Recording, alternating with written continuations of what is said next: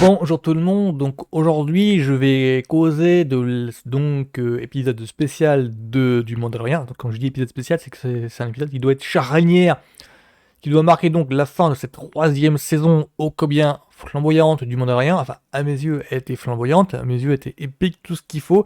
Ça a répondu à mes attentes de fan de Star Wars. Je précise encore une populaire opinion de ma part. Donc, je fais partie des fans un petit peu particuliers, c'est-à-dire qu'il y a eu un hiatus pour moi au moment de la prélogie, de la sortie des 3 films, 1, 2, 3, Menace Fantôme, Attaque des Clones, Revanche des Sith. Pour moi, encore aujourd'hui, ces films-là, c'est une usine à blagues. Je n'arrive pas à concevoir le fait que ces 3 films-là fassent partie de la saga franchise Star Wars. Et ben là, en fait, j'ai l'impression que ce qui se passe avec les nouveaux opus volés annoncés, surtout Star Wars Célébration, bah, pour moi, ça calme en fait mes décisions sur Star Wars. Je me dis que, bon, ils ont fait du remue-ménage au sein du Lucasfilm. Ils ont redressé la barre. La postlogie, moi, je l'ai pas détesté. Même, c'est plutôt le contraire. Je fais partie des ardents défenseurs. Parce que pour moi, il y a à boire et à manger. Il y a des bons trucs, comme il y a des idées un petit peu limites. Mais un petit peu comme la prélogie, où beaucoup de choses ont germé lors des épisodes 1 à 3, et il y a eu beaucoup de déchets pour ma part. Je n'arrive toujours pas. L'intrigue sur les midi-chloriens, j'y arrive toujours pas. Pour moi, c'est un truc, voilà, c'est un truc totalement hors sujet. Par contre, ce qui s'est passé avec l'intrigue des clones, par contre, il y a des bons développements en fait au sein de l'univers étendu, au sein par exemple de Clone Wars, ce qui fait que ouais, ça a été posé durant la prélogie, c'était développé ensuite dans l'univers étendu. J'ai du mal à rejeter l'idée totalement. Parce qu'il y a des bons trucs dans l'univers étendu, il y a des bons trucs, c'était bien développé, bien exploité. Donc du coup, voilà, c'est l'attaque des clones. Le film en lui-même, j'ai beau avoir du mal, mais n'empêche que, voilà, c'est dans l'univers étendu.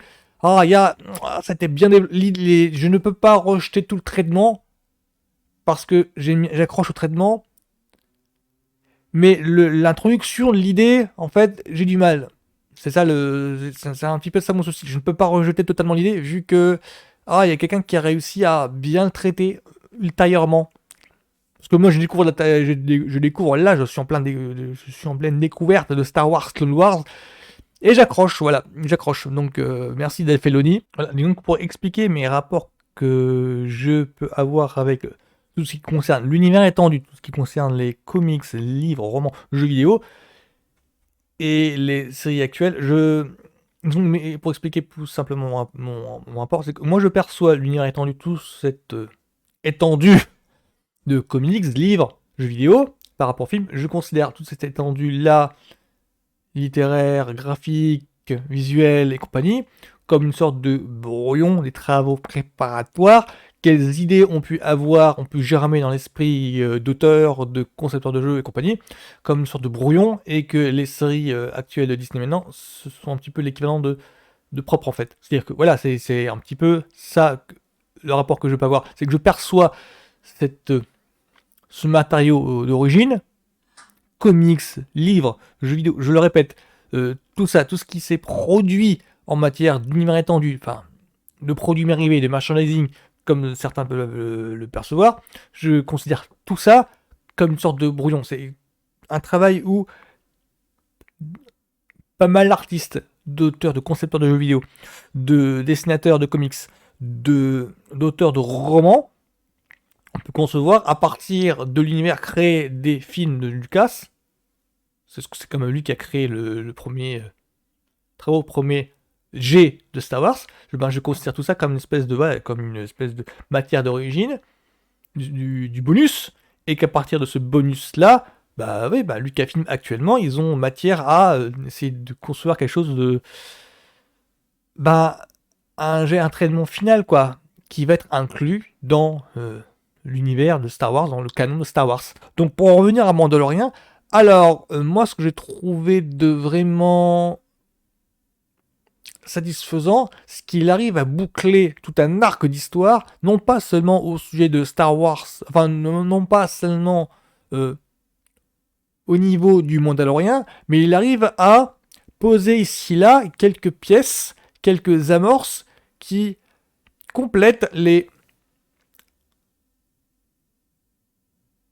Ah, comment je pourrais dire ça? C'est que grosso modo, c'est que j'ai l'impression que ça, il y a plusieurs idées là, qui sont introduites là, et qui réussit à bien relier le story arc du Mandalorian, qui est donc qui a débuté dans la saison 1, et maintenant on a un achèvement, et on se dit, ah bah en fait c'est relié à Star Wars, la franchise globale. J'ai bien aimé en fait la façon dont c'était fait, j'ai bien aimé. Ce qui concerne l'identité du vilain que l'on utilise depuis 2-3 épisodes maintenant, et en fait il est relié au futur retour, entre là pour le moment possible, mais vu vu que la postlogie existe et qu'on sait que l'Empire est destiné à revenir sur le devant de la scène, hein, le nouvel ordre, c'est ça. Maintenant, on commence à en voir les coulisses, on commence à en voir quelques préludes à ça.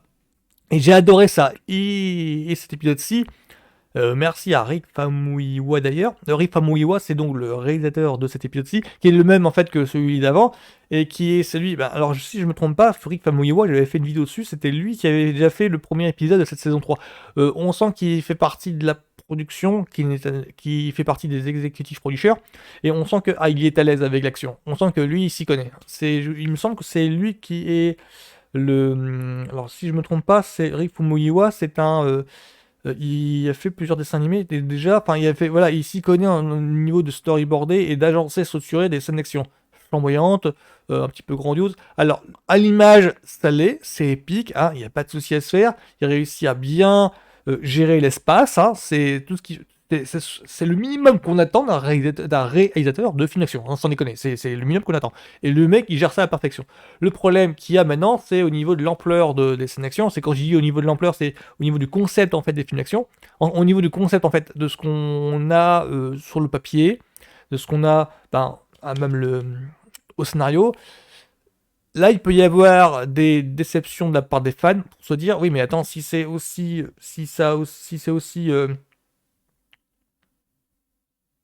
grandiose que ça, on devrait avoir telle force, telle force, telle force.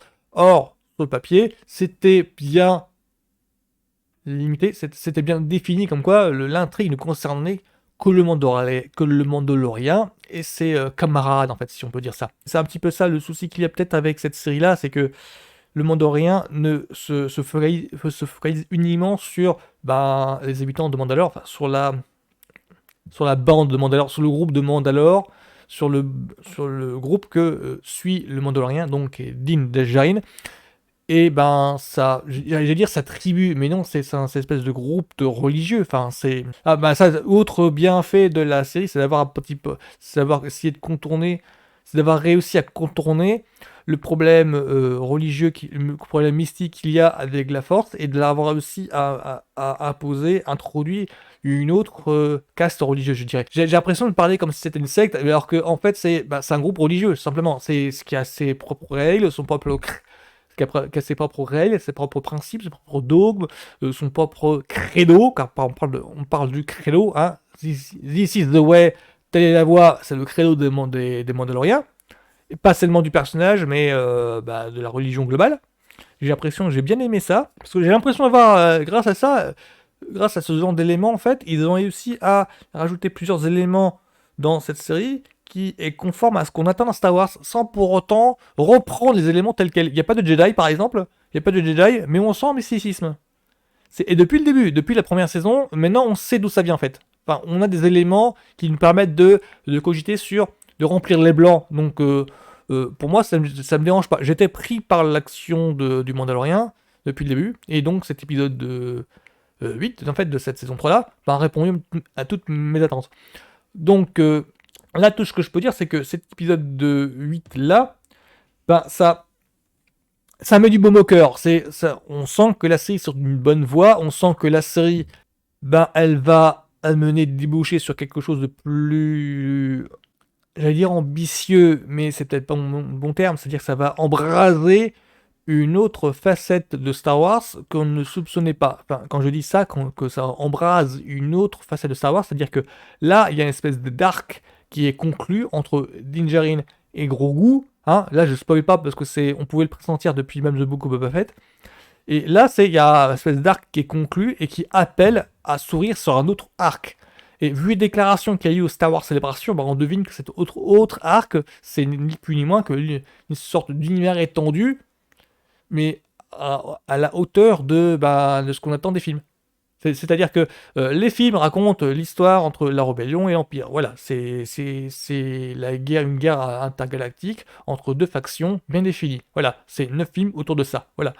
Le Mandalorien parle de l'histoire d'un chasseur de primes appartenant aux Mandaloriens, hein, appartenant au peuple de Mandalore. Et l'histoire que l'on a, en fait, avec le Mandalorien, c'est l'histoire simplement d'un chasseur de primes qui, petit à petit, doit prendre parti dans cette histoire-là. Et les quelques éléments-là nous montrent que comment il va rejoindre ce combat, peut-être pas de la rébellion, mais en tout cas être témoin des événements de cette guerre entre la rébellion et l'Empire. La saison 4, en fait, va partir sur autre chose, c'est évident.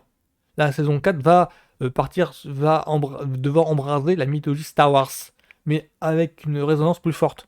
Et créer un réel Mandoverse, en fait, un univers à la Mando, à côté de l'univers Skywalker. Je pense que c'est ça qui pourrait être fait, en fait, au sein du Lucasfilm maintenant, c'est-à-dire que c'est bon, la saga Skywalker, on n'y touche pas, mais vraiment, on n'y touche pas, parce que, bon, bah voilà, ça fait partie d'une époque, c'était résolu, et que les prochains films maintenant, ça va être un espèce de basculement où on montre que la saga Skywalker, on peut plus y toucher, mais par contre, il va falloir inventer de nouveaux personnages pour pouvoir, eux, les suivre, pour pouvoir continuer à légitimiser, en fait, légitimiser l'exploitation des franchises, mais surtout légitimiser l'extension de la franchise. C'est comme ça que je le vois. C'est qu'en grosso modo, là, il va y avoir un basculement au niveau de la nouvelle trilogie. Enfin, nouvelle trilogie, il n'y a pas encore d'histoire qui regroupe les 3 prochains films. Il y a juste 3 prochains films qui sont annoncés, 3 prochains films. C'est pour ça que je dis trilogie, vu que c'est 3 films.